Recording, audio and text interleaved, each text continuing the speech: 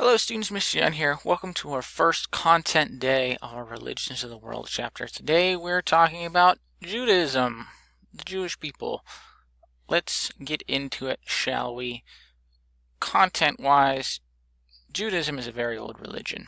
We'll start at the very beginning, and as we learn about the religions of ancient civilizations, we'll see that most of them had many gods.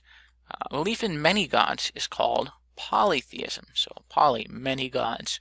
The Jews were different in that they believed in only one God. This is referred to as monotheism. One God, mono, one. Monotheism. The Jews in the ancient context we are discussing are referred to as the Israelites.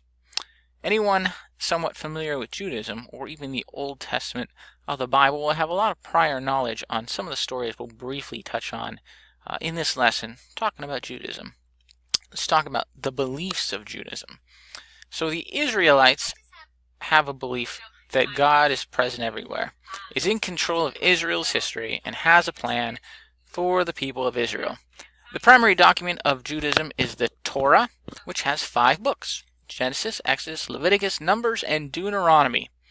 One of the foundational points of Judaism is that God made a promise to Abraham. God promised to make the descendants of Abraham numerous and great. Now, the promise between God and Abraham was known as a covenant being a promise made, by God. In direct relation to this covenant, the Israelites were believed to be God's chosen people. God later made a covenant with Moses to lead the Israelites out of Egypt, where they were enslaved, and into their promised land of Canaan.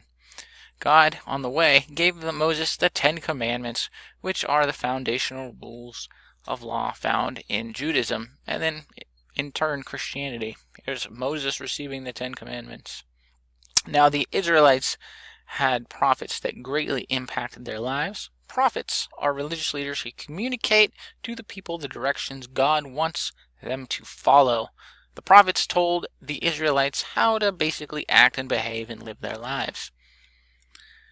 Quickly, let's talk about the effects of Judaism. How does this affect us? So the Jewish people were basically controlled by the Romans for a long period of time, and eventually overtaken and kicked out of their land by about 135 AD. The Jewish people were scattered all across the world, and from that time on pretty much gathered as best they could in various locations where they settled. To save their culture, they would live together in close communities. They were careful to obey their religious laws and worship in temples and celebrate the Jewish holidays, things like Hanukkah and Passover. They would celebrate Passover, which celebrates when they were spared from destruction and death, or passed over by the angel of death. Preserving their traditions helped to unite the Jewish people and save their heritage.